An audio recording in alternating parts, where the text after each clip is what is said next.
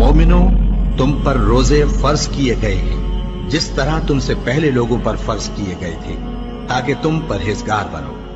रोजों के दिन गिनती के चंद रोज हैं, तो जो शख्स तुम में से बीमार हो या सफर में हो तो दूसरे दिनों में रोजों का शुमार पूरा कर ले।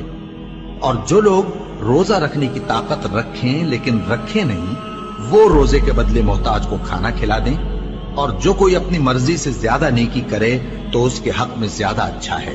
और अगर समझो तो रोजा रखना ही तुम्हारे हक में बेहतर है। रोजों का महीना रमजान का महीना है, जिसमें कुरान अव्वल नाजिल हुआ, जो लोगों का रहनुमा है और जिसमें हिदायत की खुली निशानियां हैं और जो हक व बातिल को अलग अलग करने वाला है।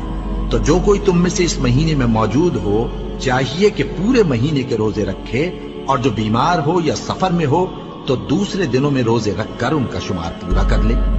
अल्लाह तुम्हारे हक में आसानी चाहता है और सख्ती नहीं चाहता।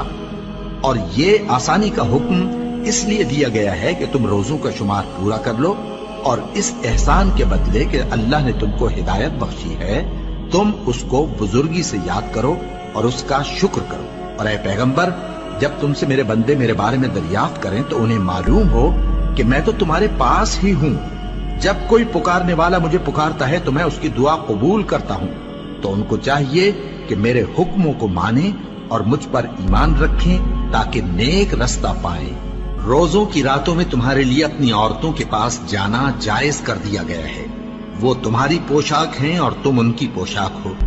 अल्लाह को मालूम है कि तुम उनके पास जाने से अपने हक में खयानत करते थे, सो उसने तुम पर मेहरबानी की और तुम्हारी हरकत से दरगुजर फरमाई।